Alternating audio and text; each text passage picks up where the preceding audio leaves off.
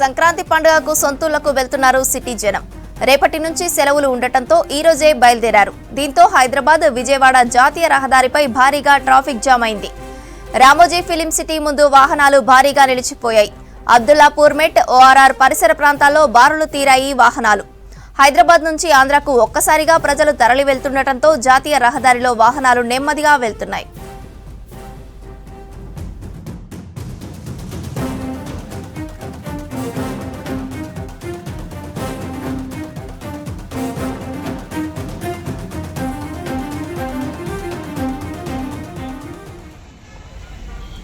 Traffic కి సంబంధించి మరిన్ని అంశాలు రాంప్రసాద్ అందిస్తారు. Ramprasad, over to you. Pravanthi, Telugu రాష్ట్రాల్లో అయితే సంక్రాంతి సందడి మొదలైందని చెప్పుకోవచ్చు. మనం చూస్తున్నాం ఈ రోజుతో అయితే ఇటు కళాశాలలు కానీ పాఠశాలలు కానీ అన్ని పూర్తయిపోయినాయి. రేపటి నుంచి సెలవులు ప్రకటించడంతో రేపు సెకండ్ సాటర్డేతో పాటు ఆదివారం కూడా రావడంతో అయితే మరికొన్ని అదనపు సెలవులు కూడా రావడంతో ఇటు విద్యా సంస్థలకు సెలవుల కారణంగా అయితే అందరూ తిరిగి సొంతూళ్లకు బయలుదేరి వెళ్తున్నారు. మనం కనుక గమనిస్తే సంక్రాంతి పండుగనే గుర్తు వచ్చేది ఆంధ్ర ప్రాంతంలో ఎక్కువగా జరుపుకుంటారు కాబట్టి ఇటు తెలంగాణ నుంచి అయితే ఎక్కడైతే హైదరాబాద్ నుంచి వెళ్ళేటువంటి ప్రజలందరూ కూడా ఈ యొక్క వాహనాలు ఇటు ప్రభుత్వం నుంచి ఏర్పాటు చేసినటువంటి ఆర్టీసీ బస్సులతో పాటు అదేవిధంగా ప్రైవేట్ ట్రావెల్స్ బస్సులు, అంతేకాకుండా సొంత వాహనాలలో ఇటు తమ సొంతూళ్లకు వెళ్ళేటువంటి ప్రజలతో అయితే హైదరాబాద్ నుంచి వెళ్ళేటువంటి జాతీయ రహదారి ఏదైతే ఉందో మొత్తం కూడా ట్రాఫిక్ తో నిలిచిపోయిందని చెప్పవచ్చు. ముఖ్యంగా మనం గమనిస్తే ఇటు చౌటుప్పల్ వద్ద ఉన్నటువంటి పంతంగి టోల్ ప్లాజా వద్ద అయితే ఈ ట్రాఫిక్ జామ్ భారీగానే ఉందని చెప్పవచ్చు. ఎందుకంటే ఆ ప్రాంతం మీదుగానే ఇటు ఆంధ్రాకు వెళ్ళేటువంటి ప్రాంతం కావడంతో ఇక్కడ ఎల్బీ నగర్, హయత్ నగర్, అదేవిధంగా పెద్దంబర్పేట ప్రాంతాల నుంచి వెళ్తున్నటువంటి వాహనాలతో అయితే ఈ రోడ్లన్నీ కూడా బాగా రద్దీగా ఏర్పడడం జరిగింది. అంతేకాకుండా పంతంగి టోల్ ప్లాజా అనంతరం కూడా ఇటు నల్గొండ వద్ద ఉన్నటువంటి టోల్ ప్లాజాల వద్ద కూడా నల్గొండ జిల్లాలో ఉన్నటువంటి కేతపల్లి మండలం కొర్లపాడు టోల్ ప్లాజా వద్ద కూడా భారీగా ట్రాఫిక్ జామ్ అనేది ఉన్నట్టు మనకు అక్కడి నుంచి సమాచారం అందింది. అంతేకాకుండా 12 టోల్ బూత్లకు గాను ముఖ్యంగా ఇటు విజయవాడకి ఎక్కువ రద్దీ దృష్ట్యా అయితే 7 టోల్ బూత్లను కూడా తెరిచి అయితే ఇటు నల్గొండ ప్రాంతంలో ఇటు వాహనాల ముందుకు నడిపిస్తా ఉన్నారు. అంతేకాకుండా ఇటు పంతంగి టోల్ ప్లాజా వద్ద 16 టోల్ బూత్లు ఉండగా వాటిలో 10 టోల్ బూత్లు అయితే విజయవాడ వైపు వెళ్లేందుకైతే అధికారులు అక్కడ ఉన్న టోల్ ప్లాజా సిబ్బంది అయితే ప్రజలకు సేవలు అందిస్తున్నారు. ముఖ్యంగా ఇటు ప్రయాణికుల రద్దీని దృష్టిలో ఉంచుకొని అక్కడ స్థానికంగా ఉన్నటువంటి పోలీసులు కానీ అదేవిధంగా ట్రాఫిక్ కి సంబంధించినటువంటి అధికారులు ఇటు సిటీలో కూడా ఎక్కడ ట్రాఫిక్ జామ్ కాకుండా చర్యలు చేపడతా ఉన్నారు. ముఖ్యంగా మనం గమనిస్తే ఇటు ఆంధ్రాకు వెళ్లేటువంటి ఇటు విజయవాడ కానీ, రాజమండ్రి కానీ, విశాఖపట్నం, తుని, అమలాపురం వంటి ప్రాంతాలకు ఇప్పటికే ఆర్టీసీ చాలా బస్సులు, ప్రత్యేక బస్సులు వేసిన క్రమంలో రద్దీ ఎక్కువగా ఉన్న దృష్ట్యా అయితే ఇక్కడ ట్రాఫిక్ జామ్లు ఉండొచ్చని ముందే గమనించినటువంటి సంబంధిత శాఖల అధికారులందరూ కూడా రాత్రి వేళలో ప్రజలు ఇబ్బంది పడకుండా అయితే ఇక్కడ నల్గొండ వరకు ఉన్నటువంటి కొర్లపాడు టోల్ ప్లాజా వరకు కూడా ప్రజలందరికీ కూడా ఎక్కడ ఇబ్బందులు తలెత్తకుండా ప్రయత్నాలు చేస్తున్నప్పటికీ కూడా వాహనాల రద్దీ పెరిగిన దృష్ట్యా అయితే కొంత ట్రాఫిక్ జామ్లు ఏర్పడుతున్నాయి. కానీ అధికారులు ఎప్పటికప్పుడు అక్కడ స్పందించి అయితే వారికి ట్రాఫిక్ క్లియర్ చేస్తున్నటువంటి పరిస్థితులు కొనసాగుతున్నాయి. Sravanthi, thank you Ramprasad.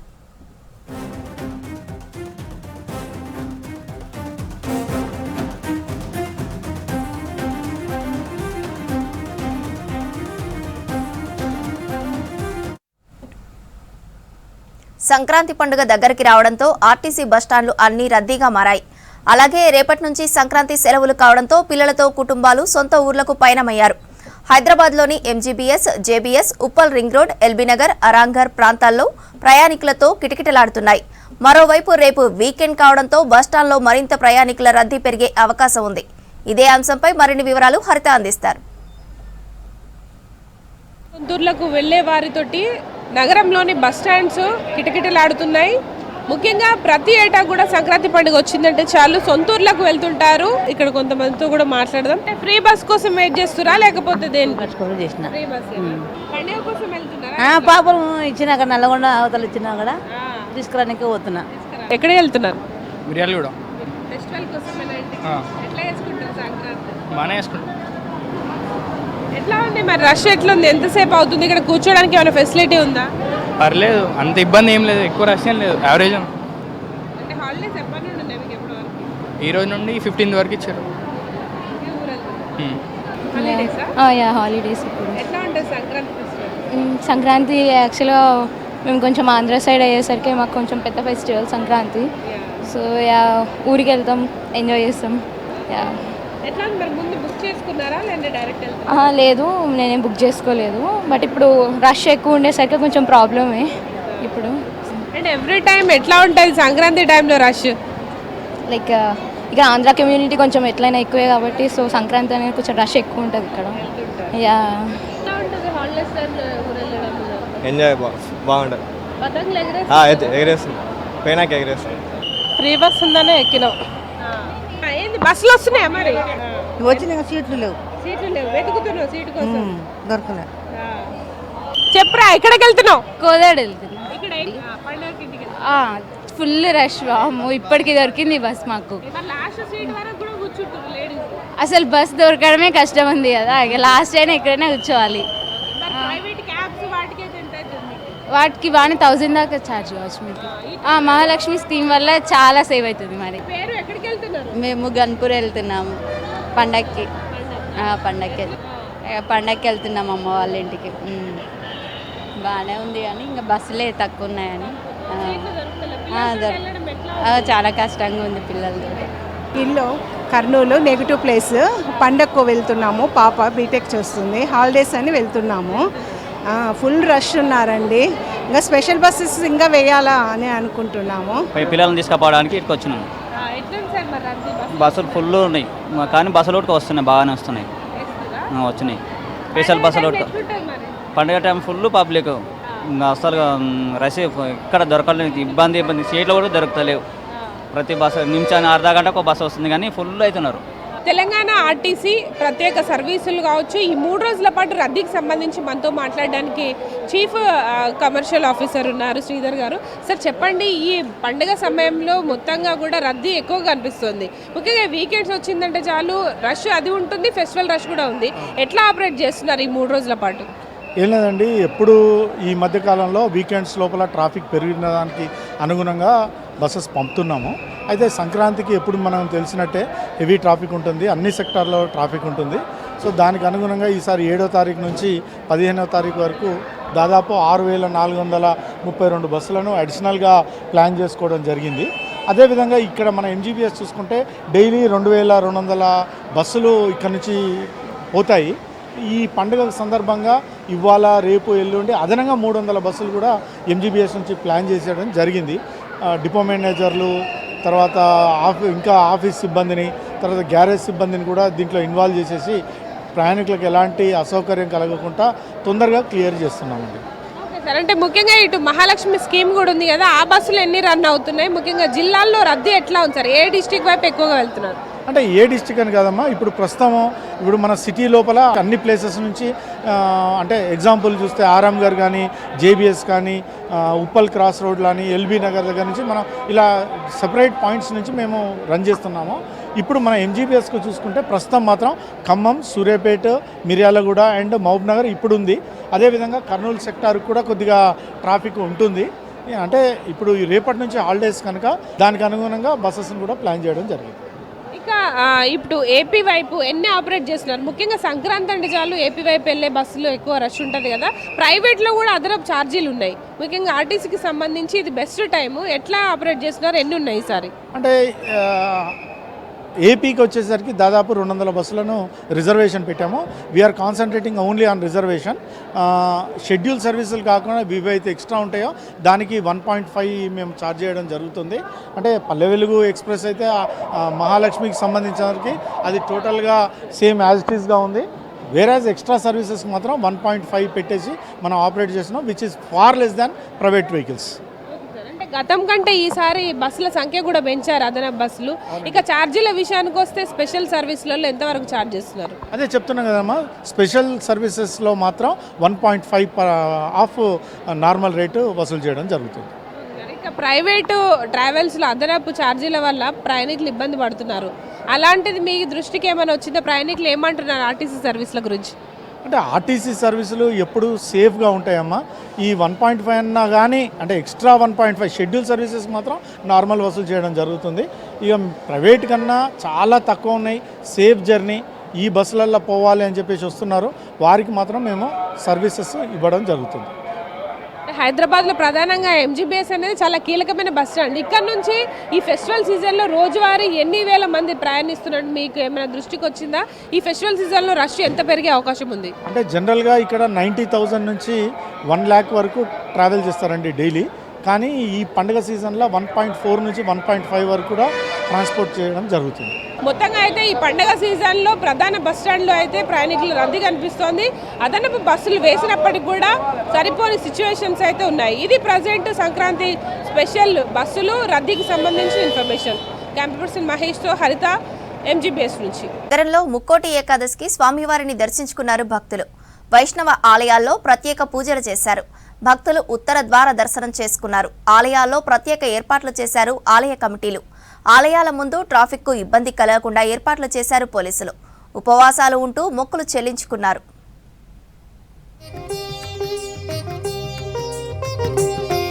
Greater హైదరాబాద్లో ముక్కోటి ఏకాదశి సందర్భంగా వైష్ణవ ఆలయాల్లోకి పెద్ద ఎత్తున భక్తులు వచ్చారు. ఉదయం నుంచే భక్తులు ఆలయాలకు తరలివచ్చి ప్రత్యేక పూజలు చేశారు. సిటీలోని జూబ్లీహిల్స్, హిమాయత్ నగర్ టీటీడీ, సీతాఫల్ మండిలోని శ్రీ వెంకటేశ్వర స్వామి ఆలయాల్లో భక్తులు పోటెత్తారు. ఉత్తర ద్వారం నుంచి భక్తులకు స్వామివారు దర్శనమిచ్చారు. భక్తుల రద్దీతో ఆలయాల్లో ప్రత్యేక ఏర్పాట్లు చేశారు అధికారులు. జూబ్లీహిల్స్లోని తిరుమల తిరుపతి దేవస్థానంలో తెల్లవారుజాము నుంచే ఉత్తర ద్వార దర్శనం కల్పించారు. ఆలయంలోకి 2 మార్గాల ద్వారా భక్తులకు అనుమతి ఇచ్చారు. దాదాపు 50,000 మందికి పైగా భక్తులు దర్శనాలు చేసుకున్నారు. వెంకటేశ్వర స్వామిని దర్శనం చేసుకుని మొక్కులు చెల్లించుకున్నారు భక్తులు. అన్ని ఏర్పాట్లు చాలా బాగా చేశారు. చాలా బాగుంది. చాలా రద్దీ ఉందండి, కానీ అంత రష్గా ఉన్నా కూడా సిస్టమేటిక్గా చక్కగా దర్శనం అయిందండి. హిమాయత్ నగర్లోని టీటీడీ ఆలయంలో వైకుంఠ ఏకాదశి వేడుకలు ఘనంగా జరిగాయి. తెల్లవారుజాము నుంచే వైష్ణవ ఆలయాలకు భక్తులు క్యూ కట్టారు. ఉత్తర ద్వారం ద్వారా స్వామివారిని దర్శించుకుని మొక్కులు చెల్లించుకున్నారు. వైకుంఠ ఏకాదశి పండుగకు అధికారులు ఏర్పాట్లు చేయడంతో భక్తులు దర్శనం చేసుకున్నారు. స్వామివారిని ఉత్తరం వైపు తిరిగి వేంచేపు చేసి ఆస్థానంలో ఉంచి భక్తులకి సర్వదర్శనార్థం అందుబాటులో ఉంచాం. సేమ్ తిరుపతిలో పోయి వచ్చినట్లుగానే అనిపిస్తోంది. డెకరేషన్ చాలా బాగుంది. बहुत ही सुंदर दर्शन है. बहुत अच्छा लगा दर्शन देख के. मन खुश हो गया है दर्शन देख के. ఉత్తర ద్వార దర్శనం చాలా సంతోషంగా ఉంది. ఈ డెకరేషన్ మహా గోవింద్ ఇక్కడే వచ్చి కూర్చున్నాడని సంతోషంగా ఏర్పాటు చేశారండి.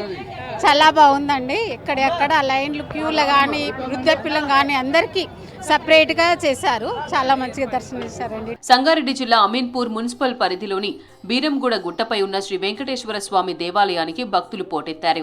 వైకుంఠ ఏకాదశి సందర్భంగా స్వామివారిని ఉత్తర ద్వార దర్శనం చేసుకున్నారు. దేవాలయంలో ప్రత్యేక పూజలు చేశారు. భక్తుల సౌకర్యార్థం క్యూలైన్లు, మంచినీటి వసతులు కూడా ఏర్పాటు చేశారు ఆలయ సిబ్బంది. శంషాబాద్లోని శ్రీ వెంకటేశ్వర దేవాలయంలో ముక్కోటి ఏకాదశి వేడుకలు ఘనంగా నిర్వహించారు. స్వామివారిని ఉత్తర ద్వారం నుంచి దర్శనం చేసుకున్నారు భక్తులు. తెల్లవారుజాము నుంచే భక్తులు ప్రత్యేక అభిషేకాల్లో పాల్గొన్నారు. నిజాంపేట్ ప్రగతి నగర్లో వైకుంఠ ఏకాదశి వేడుకలు ఘనంగా జరిగాయి. శ్రీనివాస అభయాంజనేయ స్వామి దేవస్థానంలో ఉదయం నుంచే వెంకటేశ్వర స్వామిని దర్శించుకున్నారు భక్తులు. ఏకాదశి పర్వదినాన్ని పురస్కరించుకుని ఉత్తర ద్వారం ద్వారా స్వామివారిని దర్శించుకున్నారు. స్వామివారికి ప్రత్యేక అలంకరణతో పాటు పూజా కైంకర్యాలను నిర్వహించారు అర్చకులు. కోటి దేవతలందరూ కూడా వేచేసి స్వామివారి యొక్క ఆశీర్వాదం కోసం వేసి ఉంటారట. అలాంటి గొప్పనైన రోజై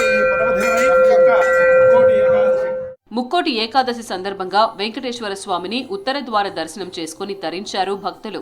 ఉపవాసాలు చేస్తూ మొక్కులు చెల్లించుకున్నారు.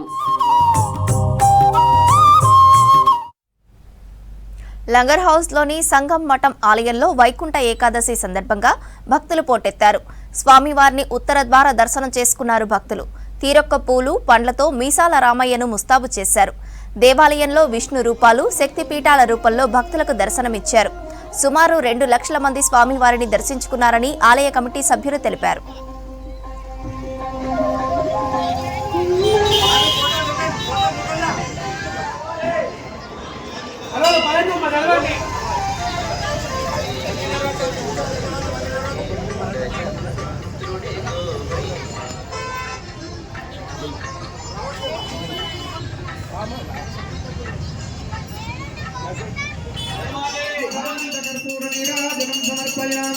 నమస్కారోమి.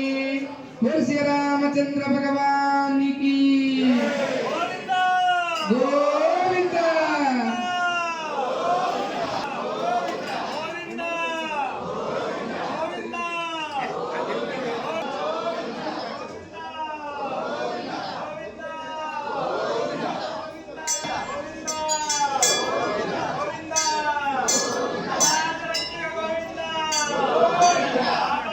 స్వామి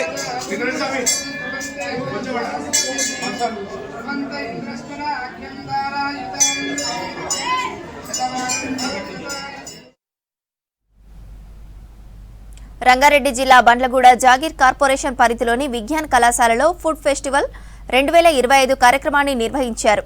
సంక్రాంతి పండుగకు పలు రకాల ఆహార పదార్థాలను తయారు చేశారు విద్యార్థినులు. ఫుడ్ ఫెస్టివల్లో రుచికరమైన స్వీట్లు, పిండి వంటలు, ఆహార పదార్థాలను అమ్మడం ద్వారా వచ్చిన డబ్బును అనాథ ఆశ్రమానికి డొనేట్ చేస్తామన్నారు విజ్ఞాన్ కాలేజ్ చైర్మన్ గౌరీ సతీష్. ఎంతో సాంప్రదాయబద్ధంగా జరుపుకునే సంక్రాంతి పండుగ అందరి జీవితాల్లో సుఖ సంతోషాలు నింపాలని కోరుకున్నారు విద్యార్థులు, అధ్యాపకులు.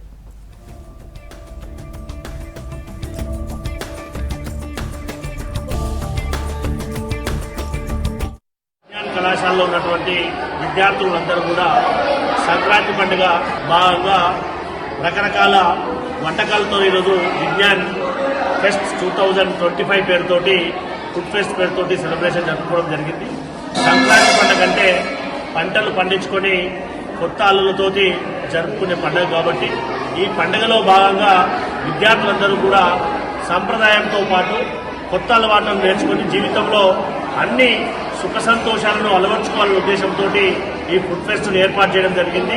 ఈ కార్యక్రమంలో విద్యార్థులందరూ కూడా ఎంతో ఆనందోత్సాహాలతోటి వాళ్ళ తల్లిదండ్రుల సహకారంతో ఈ ఫుడ్ ఫెస్ట్ ను సెలబ్రేట్ చేసుకోవడం జరిగింది. ఇందులో 38 వెరైటీస్ గల ఫుడ్ ఫెస్ట్ ను ఏర్పాటు చేయడం జరిగింది. అన్ని కూడా ఏదైతే సాంప్రదాయమైనటువంటి వంటలు చేసి విద్యార్థులందరూ కూడా సుమారుగా ఇక్కడ కలెక్ట్ చేసినటువంటి డబ్బులన్నింటినీ కూడా ఒక అనాథాశ్రమానికి ఇవ్వాలని చెప్పి విద్యార్థులందరూ వాలంటీర్గా ముందుకొచ్చి ఈ కార్యక్రమాన్ని చేపట్టారు. భవిష్యత్తులో కూడా విజ్ఞాన కళాశాల విద్యార్థులందరూ కూడా పేదవారికి సహాయపడారు. హెచ్ఎంపీ వైరస్ పట్ల ఎవరూ భయపడాల్సిన అవసరం లేదన్నారు డాక్టర్లు. కోవిడ్ తర్వాత ప్రపంచవ్యాప్తంగా సామాజిక మాధ్యమాల్లో ప్రచారం జరుగుతోందన్నారు. ప్రజలకు ప్రైవేటు హాస్పిటల్స్ మానవతా దృక్పథంతో వైద్యం అందించాలని సూచించారు డాక్టర్ చంద్రకాంతరావు. ఇలాంటి సమయంలో ఆయుర్వేదం, ఆంగ్ల వైద్యం బాగా పనిచేస్తాయని వివరించారు. అయితే యోగా లాంటి వ్యాయామాలు చేస్తే అనారోగ్యం దరిచేరదన్నారు. ప్రతి ఒక్కరూ తప్పకుండా వ్యాయామం చేయాలని సూచించారు డాక్టర్లు. అరౌండ్ 120 కంట్రీస్లో ఈ యొక్క ధ్యాన మార్గం అనేది జరుగుతుంది. లక్షలాది మంది దీన్ని చేసుకుంటూ ఆరోగ్యాన్ని చక్కగా సంపూర్ణంగా ఇంప్రూవ్ చేసుకుంటున్నారు. సో ఈ మార్గంలోకి కానీ మనం వెళ్ళగలిగితే ఆ లోపల ఉన్నటువంటి ఆ శక్తిని మనం జాగృతం చేసుకున్నామంటే మనకి ఎన్నో బెనిఫిట్స్ వస్తాయి, ఆరోగ్య బెనిఫిట్స్ వస్తాయి, మన గుణాలన్నీ కూడా చక్కగా మారుతాయి, మనం నిర్విచార స్థితిలోకి వెళ్ళగలుగుతాం, ప్రశాంతంగా ఉండగలుగుతాం. అప్పుడు మనలో బ్యాలెన్స్ అనేది వస్తుంది. బ్యాలెన్స్ ఎప్పుడైతే వస్తుందో మన ఆరోగ్య సమస్యలన్నీ కూడా కంప్లీట్గా తొలగిపోతాయి. ఓ చెట్టుకు ఆకులన్నీ కట్ చేసి పేపర్ ఆకులు పెడితే చెట్టు బతకదు. అట్లాగే ఊపిరితిత్తుల ఫైబ్రోసిస్ వచ్చి మనిషి బతకమన్నా బతకలేడు. ఊపిరితిత్తుల్లో అలాంటి మార్పులు ఫైబ్రోసిస్ రావాలంటే నార్మల్గా ఒక పల్మనాలజిస్ట్గా కోవిడ్ ముందర ఓ సిటీ స్కాను, ఎక్స్రేను క్లినికల్గా మేము చూసుకుంటే 6 నెలలు, సంవత్సరం, కోవిడ్ వచ్చిన 3 రోజులు, 4 రోజులు, 5 రోజుల్లో, వారం రోజుల్లో ఈ మార్పులు కనపడుతున్నాయి. ఏమని అనుకోవాలి దీన్ని? ఎక్కడ లేని మార్పులు వచ్చినప్పుడు మేము తెలుసుకోవాలా లేదా? మేము తెలుసుకున్నాం. ఇది సాధారణమైన వైరస్ కాదు, ఇది వచ్చిందే సర్వనాశనానికి. ఒక కేసుని చూస్తే ఒక ఇమ్యునాలజిస్ట్గా, ఎలర్జిస్ట్గా, ఒక పల్మనాలజిస్ట్గా ఇది ఎటుపోతున్నది, దీని లక్షణం ఏంటి, ఇమ్యునాలజిక్లాగా ఎక్కడ పోయి కొడుతుంది, we are clear about it. There is no doubt. ఆలోచించకపోతే డౌట్ వస్తుంది, కానీ మేము ఆల్రెడీ దీని నాటకాలు చూస్తున్నాం. వ్యాధి నిరోధక శక్తి సంకనాకిపోయింది, సర్వనాశనం అయిపోయింది మానవుల్లా. ఈ భాషలో చెప్తే పబ్లిక్ వెళ్తుంది కాబట్టి చెప్తున్నా. ఇప్పుడు దగ్గాలంటే అట్లీస్ట్ చెయ్యి నోట్ మీద పెట్టుకుని దగ్గి, లేకపోతే మీరు బయట వెళ్ళి వచ్చిన తర్వాత చెయ్యి కడుక్కొని, సోప్లో చెయ్యి కడుక్కొని, ముఖం కాయలు కడుక్కుంటే that itself will reduce the chances of infection significantly. అంటే ఇంటి వాళ్ళకి మాత్రం స్ప్రెడ్ చేసే ఛాన్స్ ఉండదు. సో ఆ ఛాన్స్ ఉండకపోతే వెరీ వెరీ సింపుల్, చెయ్యి కడుక్కోండి, మాస్క్ వేసుకోండి.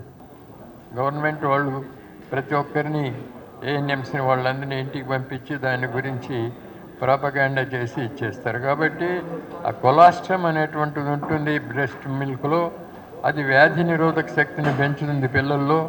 ఈ వ్యాధి అనేటువంటిది ఇప్పుడు వచ్చినటువంటి వైరస్ 5 సంవత్సరాల లోపల పిల్లలు, 60 సంవత్సరాలు పైనటువంటి వాళ్ళకి ఎప్పటికైతే వ్యాధి నిరోధక శక్తి తగ్గిందో అటువంటి వాళ్ళకి మాత్రమే అటాక్ అవుతుంది.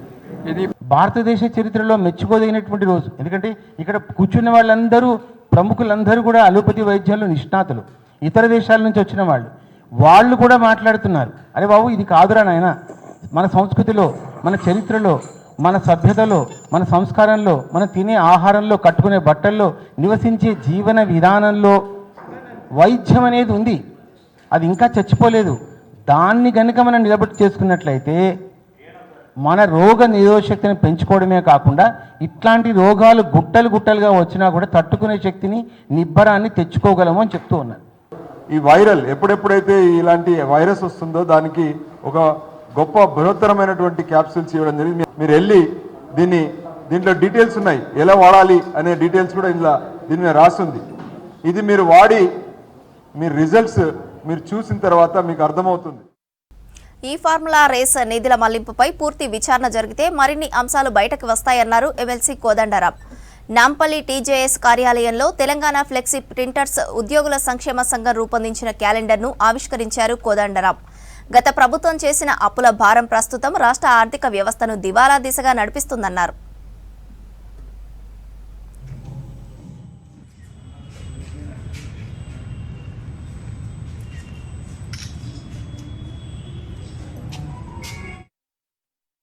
ఒక అసోసియేషన్ రావాలని అన్సారీ గారు ఎన్నికలకు చాలా ముందే అసోసియేషన్ ఏర్పరిచిన తర్వాత వచ్చి కలిసి వాళ్ళకు వస్తున్న ఇబ్బందుల గురించి చర్చించడం జరిగింది.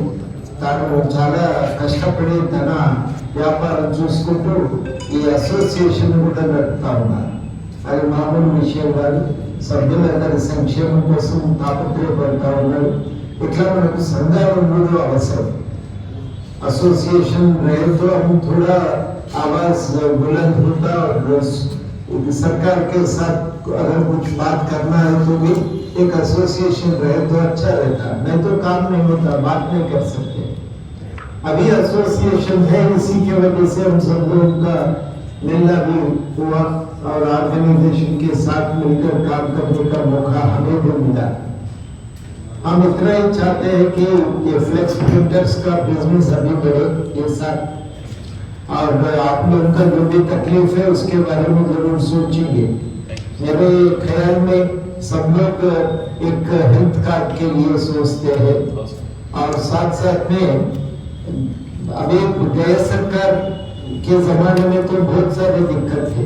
ये फ्लेक्सी निकालना हर जगह, न सिर्फ फ्लेक्सी जो डाले उनके खिलाफ में, फ्लेक्सी प्रिंटर के खिलाफ भी केस कार्रवाई चलाना, उनके ऊपर केस लगा के उनको सताना पूरा हुआ था उस टाइम पे. అందరి మీద కేసులు పెట్టి ఓనర్ వదిలిపెట్టి చేసిన ఆయన వదిలిపెట్టి రెండు దేశం ఓనర్ మీద కూడా కేసులు పెట్టి ఇబ్బంది పెట్టి మనకు అందరికీ తెలుసు. ఇప్పుడు ఈ గవర్నమెంట్ వచ్చినాక కొన్ని మార్పులు. బీసీ రిజర్వేషన్లు పెంచకుండా స్థానిక సంస్థల ఎన్నికలు నిర్వహిస్తామంటే చూస్తూ ఊరుకోమన్నారు బీసీ నేతలు. తమిళనాడు తరహాలో తెలంగాణలో కూడా బీసీ రిజర్వేషన్లను పెంచితే తర్వాతే ఎన్నికల నోటిఫికేషన్ విడుదల చేయాలన్నారు.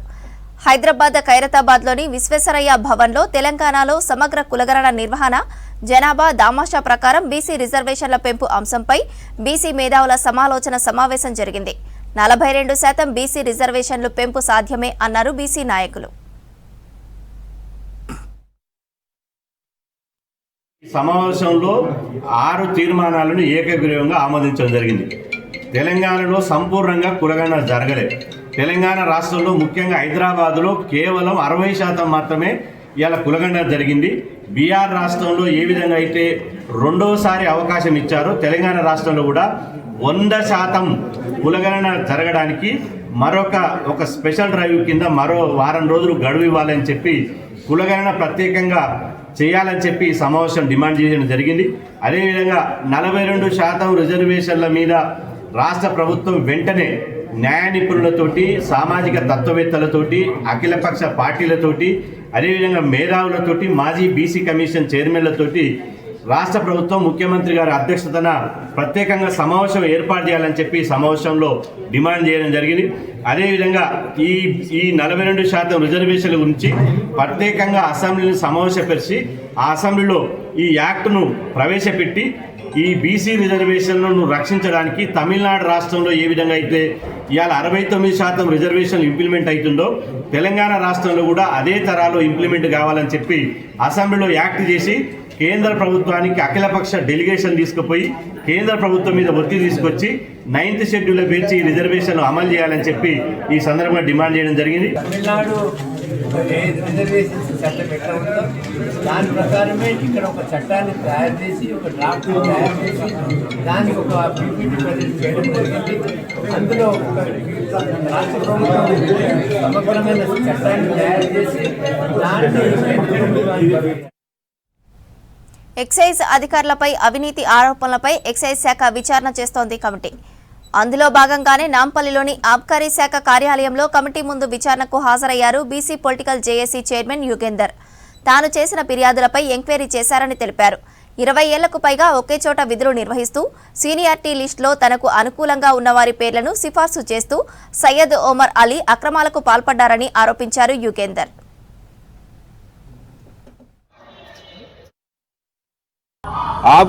ఈ కమిషనర్ ఆఫీస్లో ఆఫీస్ సూపరింటెండెంట్గా పనిచేస్తున్న సయ్యద్ ఉమర్ అలీపై బీసీ పొలిటికల్ చేసిన ఆరోపణలపై మా ఫిర్యాదుపై స్పందించిన ఎక్సైజ్ శాఖ నేడు ఒక కమిటీ ఎంక్వైరీ జరిగింది. శశిధర్ రెడ్డి గారు జాయింట్ డైరెక్టర్, మరి అడిషనల్ అసిస్టెంట్ సెక్రటరీ నాగలక్ష్మి గారి ఆధ్వర్యంలో మేము కూడా విచారణకు రమ్మని మాకు ఈరోజు నోటీస్ ఇస్తే మేము కూడా రావడం జరిగింది. మా దగ్గర ఉన్న ఎవిడెన్స్ అన్నీ కూడా, అంటే Prabhu Vinay Kumar date of birth మార్చింటూ సర్వీస్ రిజిస్టర్ అని మేము చేసినామో దానికి సంబంధించిన డాక్యుమెంట్లు అన్నీ కూడా మేము ప్రొవైడ్ చేయడం జరిగింది. మరికొన్ని డాక్యుమెంట్లు కూడా ప్రొవైడ్ చేయాల్సి ఉంది. మళ్ళీ నెక్స్ట్ విచారణ కూడా ఫిబ్రవరి 10వ తేదీ 15వ తేదీకి ఈరోజు అధికారులు నిర్వహించారు. మరి ఈ సదనంలో కూడా చెప్తా ఉన్నాం, మేము చేసిన ఆరోపణలు కట్టుబడినాము. సయ్యద్ ఒమర్ అలీ గారు సత్యహరిచంద్రలాగా చెప్పిన ఇన్ని రోజులు మరి నీ భాగవతం అంతా తెలుస్తూ ఉంది. ఈరోజు నీవు ఆఫీస్ జిల్లా కేడర్లో పనిచేసినటువంటి నీవు హెచ్ఓడికి ఎట్లా వస్తావు? అందరికి సంబంధం లేకుండా నీ ఒక్కడో ఎట్లా వస్తావు హెచ్ఓడికి? అదేవిధంగా నీ కమ్యూనిటీకి హైదరాబాద్ చుట్టుపక్కల పోస్టింగ్లు వేసుకున్న విషయం అందరికీ తెలిసిందే. ఈరోజు అనేక అవకతవకలకు ఈరోజు ప్రభు వినయ్ డేట్ ఆఫ్ బర్త్ మార్చింది కూడా సయ్యద్ ఒమర్ అలీ అని చెప్పి సందర్భంగా చెప్తా ఉన్నాం. మేము కూడా అధికారులకు అదే ఈరోజు డాక్యుమెంట్తో సహా, అంటే ఎవిడెన్స్తో సహా కూడా ఇవ్వడం. హైదరాబాద్ హైడ్రా కార్యాలయంలో మాదాపూర్ దుర్గం చెరువు కాలనీ వాసులతో కమిషనర్ రంగనాథ్ సమావేశం నిర్వహించారు. దుర్గం చెరువు బఫర్ జోన్ ఎఫ్టీఎల్ పరిధిలో భారీగా నిర్మాణాలు వెలిశాయంటూ చాలా కాలంగా వివాదం కొనసాగుతోంది. వాటన్నింటినీ తొలగించుకోవాలని గతంలోనే రెవెన్యూ అధికారులు నోటీసులు ఇచ్చారు. దుర్గం చెరువు 65 ఎకరాలు మాత్రమే ఉండేదని కాలనీల ప్రతినిధులు తెలిపారు. కాలనీ వాసుల వద్ద ఉన్న డాక్యుమెంట్లను కమిషనర్కు అందజేశారు. అన్ని వివరాలు సేకరించి 4 నెలల్లో సమస్యను పరిష్కరిస్తామని కాలనీల ప్రతినిధులకు హామీ ఇచ్చారు హైడ్రా కమిషనర్ రంగనాథ్.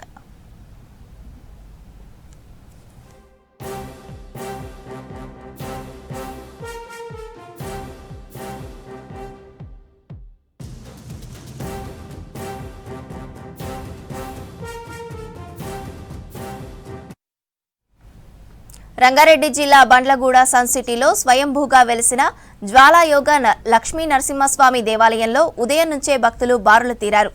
ముక్కోటి ఏకాదశి సందర్భంగా స్వామివారిని ఉత్తర ద్వారం నుంచి దర్శించుకున్నారు. సంవత్సరానికి ఒక్కరోజే ఉత్తర ద్వార దర్శనం దొరుకుతుందని భక్తులు అధిక సంఖ్యలో వచ్చారు. ఆలయంలో ప్రత్యేక పూజలు చేశారు భక్తులు.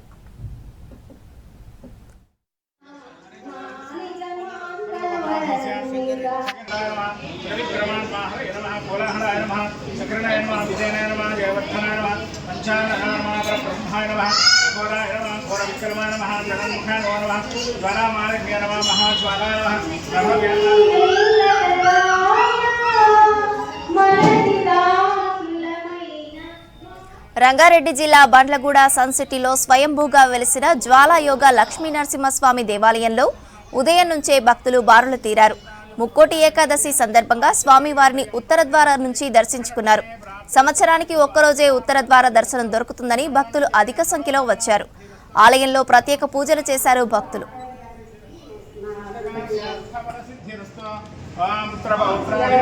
నీకు సర్వేశ్వరా జయమంగళము నీకు సర్వేశ్వరవాసినికి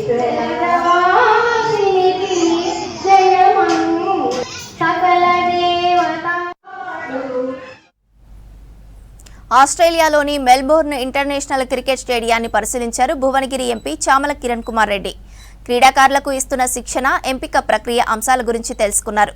cricket Victoria premier general manager Liam మర్ఫీతో క్రీడల గురించి చర్చించారు ఎంపీ చామల కిరణ్ కుమార్ రెడ్డి.